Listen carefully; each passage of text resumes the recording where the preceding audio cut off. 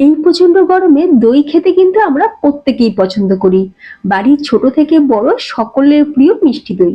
তবে আজকে আমি বানাবো সর দই, একদম চিনি ছাড়াই। দারুণ স্বাদের এই সর দই বানানো যতটা সহজ, খেতেও কিন্তু তার থেকে বেশি মজার। একবার এই সর দই খেলে এর স্বাদ জীবনে ভুলতে পারবে না। মুখে লেগে থাকবে একদম অমৃত স্বাদের এই সর দই রেসিপি। দই বানাতে গেলে অনেকেই হয়তো দই বসে না, জমে না ঠিকঠাক মতন। আজকের ভিডিও দেখলে তোমরা মাত্র 10 মিনিটেই ঘরেতেই দই বানিয়ে নিতে পারবে। এতটাই জলের মতন সহজ দই বানানো। রেসিপিটা একদম সহজভাবে দেখানোর জন্য সাথে রইলাম আমি রমা, আর তোমরা দেখছো বেঙ্গলি পাকশালা। চলো তাহলে সহজভাবে বানিয়ে নিই মিষ্টি দই। সবার প্রথমে গ্যাসের উপরে কড়াই বসিয়ে তাতে অল্প সামান্য জল দিয়ে দিলাম। তারপরে আমি এতে দিয়ে দিচ্ছি 1 লিটার দুধ। আমি এখানে হাফ লিটারে দুটো দুধের প্যাকেট নিয়েছিলাম, আর দুধটাকে আমি আগে থাকতেই জাল দিয়ে রেখেছিলাম, কারণ এখন যা প্রচন্ড গরম পড়েছে, যতই দুধ ফ্রিজে রাখা হোক না কেন অনেক সময় দেখবে দুধটা কেটে যায়। সেই জন্য আমি মার্কেট থেকে দুধ নিয়ে আসার পরই আমি জাল দিয়ে রেখে দিই। আচ্ছা, এখানে আমি 1 লিটার দুধ নিয়েছি। এখন দুধটাকে একটু ভালো করে জলটার সাথে, যে জলটা দিয়েছিলাম, একটু ভালো করে মিশিয়ে নিলাম। তো এখন আমরা দুধটাকে একটু ভালো করে ফোটাবো। তবে ফোটানোর আগে দুধটা যখন বেশ একবার ভালোভাবে গরম হয়ে যাবে, তখন আমি এই দুধের মধ্যেই মিশিয়ে দিলাম হাফ কাপ পরিমাণে গুঁড়ো দুধ। দেখো, গুঁড়ো দুধ দেওয়াটা কিন্তু অপশনাল, চাইলে তোমরা নাও দিতে পারো। তবে একটু গুঁড়ো দুধ মিশিয়ে নিলে কি হবে, দুধটা যেমন তাড়াতাড়ি ঘন হয়ে যাবে, তেমনি দইটা খেতেও কিন্তু ভীষণ টেস্টি হয়। সেজন্য আমি এখানে হাফ কাপ পরিমাণে গুঁড়ো দুধ দিয়ে খুব ভালো করে একটা হ্যান্ড উইস্কের সাহায্যে গুঁড়ো দুধটাকে দুধের সাথে ভালো করে মিশিয়ে নিলাম। এখন আমরা দুধটাকে ফুটিয়ে জাল করে নেব। অন্যদিকে আরো দুটো কাজ আমরা সেরে রাখবো। যতক্ষণ দুধটা ফুটছে আরো দুটো কাজ সেরে রাখছি। যেমনটা হচ্ছে, এখানে আমি নিয়ে নিয়েছি টক দই। ওই 100 গ্রাম মতন টক দই, এখানে আমি লিকুইড টক দই নিয়েছি। একটা ছাঁকনিতে টক দইটা আমি ঢেলে দিলাম, এতে করে টক দইয়ের যে এক্সট্রা জলটা সেটা বেরিয়ে যাবে। আর একটা কাজ সারছি, সেটা হচ্ছে আজকে যেহেতু আমরা চিনি ছাড়াই বানাচ্ছি দই, সেই জন্য আমি ব্যবহার করছি গুড়। দেখো, খেজুরের গুড়ের যখন সিজন ছিল তখন আমি কিন্তু গুড় বাড়িতে কিনে রেখে দিই। মানে সিজনের এই যে খেজুরের গুড় বাড়িতে কিনে রেখে স্টোর করে রেখে দিই, ফ্রিজেতে রেখে দিই। তো যখন বাড়িতে ধরো ছোটখাটো কোনো অনুষ্ঠান হলে, যেমন ধরো জন্মদিন হলো বা কোনো ছোটখাটো অনুষ্ঠান হলে বা পায়েস খাওয়ার ইচ্ছা হলে, তো আমি কিন্তু এই খেজুরের গুড় দিয়েই পায়েসটা বানিয়ে থাকি। তো সেই রকমই খেজুরের গুড় বাড়িতে যেহেতু ছিল, সেই জন্য খেজুরের গুড় এখন আমরা এখানে আমি খেজুরের গুড়টাকে ছোট ছোট টুকরো করে কেটে নিলাম। খুব বেশি কিন্তু আমি গুড়টা দিইনি, মানে মোটামুটি এখানে ওই 150-200 গ্রাম মতন এই খেজুরের গুড়টা আছে। এখন গুড়টাকে ভালো করে কেটে নিয়ে তারপরে আমরা এই খেজুরের গুড়টাকে একটা ফ্রাই প্যানের মধ্যে দিয়ে গুড়টাকে এখন আমরা মেল্ট হতে দেবো। ফ্রাই প্যানেতে গুড়টা দেওয়ার পর গ্যাসের ফ্লেমটা একদম লোতে করে দিয়েছি, আর লো ফ্লেমে কন্টিনিউ কিন্তু নাড়াচাড়া করে নিয়ে গুড়টাকে ভালো করে মেল্ট করে নিতে হবে। দেখো, তোমরা দেখতেই পাচ্ছ গুড় কিন্তু মেল্ট হতে শুরু হয়েছে। আচ্ছা, গুড় যখন পুরোপুরি মেল্ট হয়ে যাবে তখনই আমি গ্যাসের ফ্লেমটাকে অফ করে দিয়েছি। অফ করে দিয়ে এখন আমি এর মধ্যে মিশিয়ে দিলাম হাফ কাপ পরিমাণে ওই লিকুইড দুধ, যেটা আমরা আগে থাকতেই ফোটাচ্ছিলাম কড়াইতে। তো হাফ কাপ লিকুইড দুধ দিয়ে গুড়ের সাথে একবার ভালো করে মিক্স করে নিলাম। এটা তো আমাদের রেডি হয়ে গেল। গুড়ের পরিবর্তে তোমরা কিন্তু চিনির ব্যবহারও করতে পারো। আমি ঠিক যেভাবে গুড়টা করেছি সেইভাবেই কিন্তু তোমরা চিনিটাকে ক্যারামেল করেও দিতে পারো, কোনো অসুবিধা নেই। আবার নর্মাল চিনিও দিতে পারো। গুড়টা রেডি হয়ে গেছে, সাইড করে রেখে দিলাম। এবার দেখো যেটা করতে হবে, এদিকেও দেখো দুধটা আমাদের কিন্তু বেশ ভালো মতন ফুটতে শুরু করে দিয়েছে। যেহেতু আজকে আমরা সর দই বানাবো, সেই জন্য যত দেখবে দুধটা ফুটবে, ঘন হবে, ততই কিন্তু ওপরে দেখবে এরকম সর জমতে শুরু করবে। আর তখনই একটা কাঁটা চামচের সাহায্যে সরটাকে এইভাবে তুলে নিতে হবে। এইভাবে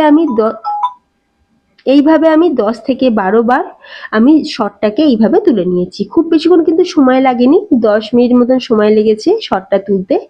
10 বার আমি সরটাকে তুলে নিয়েছি, একটা প্লেটে রেখে দিলাম তুলে নিয়ে। অন্যদিকে এই যে গুড়টা আমরা রেডি করে রেখেছিলাম, এবার এদিকে 1 লিটার দুধকে ফুটিয়ে আমি এখানে 700 ml মতন করে নিয়েছি। এখন আমি গ্যাসের ফ্লেমটাকে অফ করে দিয়েছি। অফ করে দিয়ে তারপরে যে গুড়ের মিশ্রণটা যেটা আমরা রেডি করে রেখেছিলাম, দুধ আর গুড় একসাথে, সেটাকে আমি মিশিয়ে দিলাম। এরই সাথে মিশিয়ে দিচ্ছি সুন্দর একটা ফ্লেভার আসার জন্য এলাচের গুঁড়ো।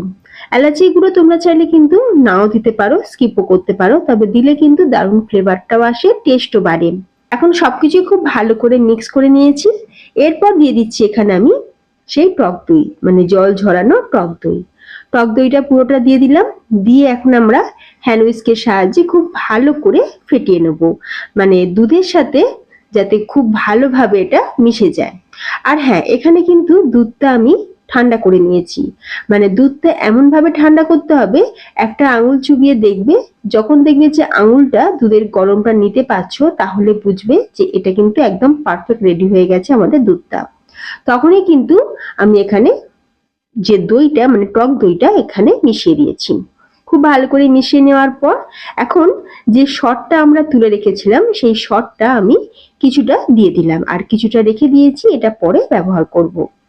এখন শটটা দেওয়ার পর হালকা হাতে একটু মিশিয়ে নিচ্ছি, খুব বেশি কিন্তু নাড়াচাড়া করার দরকার নেই, তাহলে শটগুলো আবার টুকরো টুকরো হয়ে যাবে।